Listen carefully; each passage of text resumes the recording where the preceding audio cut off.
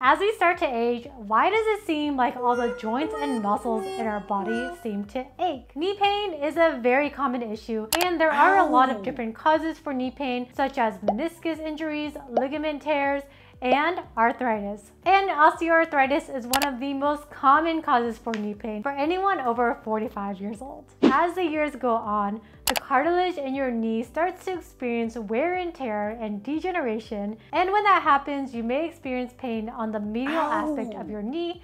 It may be worse when you're walking or with activity, worse when you're getting up from a sitting position, and you may have joint stiffness. However, just because you have arthritis and degeneration that might be seen on x-rays does not mean that you have to have pain.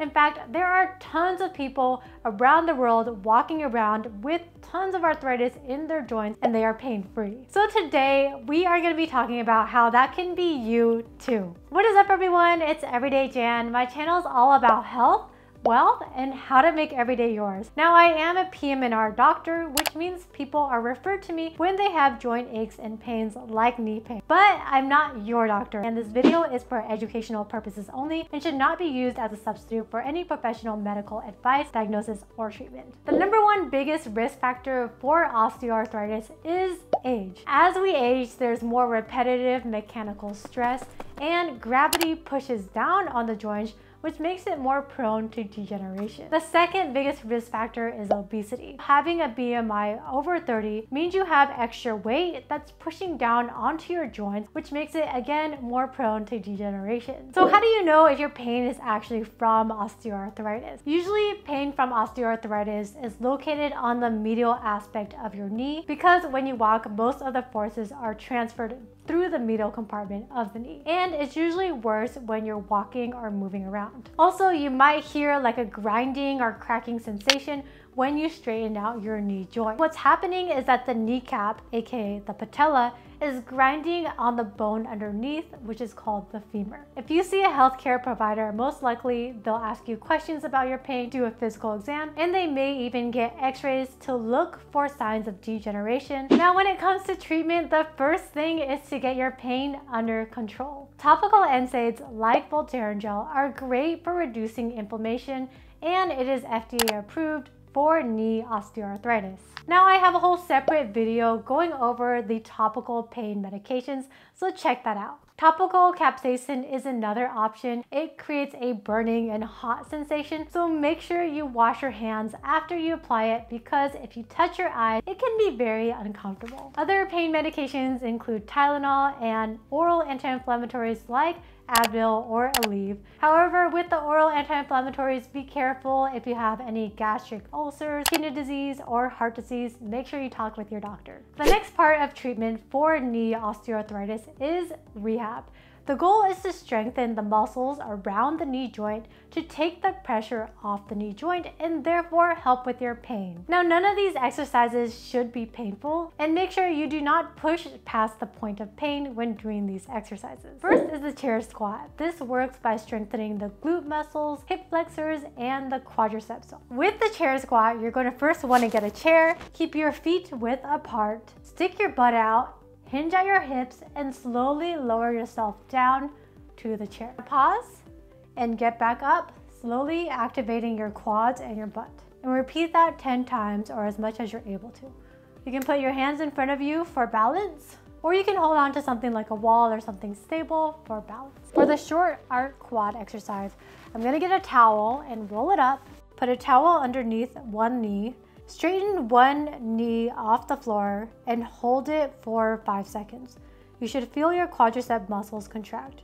This targets the quad, which is responsible for straightening out your knee. And then repeat it on the other side and do it 10 times each side if you can. For the long arc quad, you're gonna find a chair and sit in it, then straighten out one of your knees and point your toes towards your body. And you should feel that quad muscle contract. Hold it for 5 seconds, and then slowly bring it down and repeat it. Now for the bridges, go ahead and get onto the floor or any sort of flat surface. With the bridges, have your knees at 90 degrees. Then with your heels, lift your butt up, and you should feel your hamstrings and your butt muscles contract. and hold that for 5 to 10 seconds or as long as you can. For the lateral side raises, start with your hands together, knees together, slightly bent, and move one leg out and have the other leg meet it. Go 3 times and come back to the other side. For the hamstring curl, find a chair and you're just going to bend your knee and kick it up towards your butt. And you want to keep this upper thigh straight. And you're just going to repeat that and you should feel this muscle, which is your hamstring, contract. Half lunge is a variation of the lunge. So get into a stance and bend your knee here, which is your quads, and go halfway down. Your knee should be over your ankle and bring it back up. And you should feel your quads burn. A full lunge would be all the way down like this, but if you're having knee pain, this might be difficult to do. So that's why we just say just do half range of motion. You also want to stretch any tight muscles. Having tight muscles cause misalignment, which then puts more pressure onto your knee joints. So that's why it's so important to do stretches. For the hip flexor stretch, you're going to stand in a stance like this. Keep your front leg slightly bent, your back leg straight, slightly tilt your pelvis. You should feel this hip flexor stretch right here. And from here, you're gonna do the calf stretch. You're basically just gonna move your body slightly forwards and you should feel your calf muscles stretch. You can hold on to something if you need to for balance. Now let's talk about knee braces because there's a lot of different types out there. For knee osteoarthritis, the idea with a knee brace is to take the pressure off the medial compartment because that's where most of the pressure is and that's where it's causing you to have pain. There are also compression sleeves which can increase blood flow and help with some of your pain, but it's not actually offloading anything. Now usually it's not a good idea to wear the knee braces all the time because it can make your muscles weaker and therefore increase your pain. So mainly use it when you're doing any sort of strenuous activities or walking a lot. Now typically if the knee pain from osteoarthritis does not improve with physical therapy, then we might consider things like injections. There are 2 main types of knee injections. The first is an intra-articular steroid injection. Basically, we're just injecting steroid directly into the knee joint to reduce inflammation and therefore be a temporary solution for pain. Another option is doing an injection with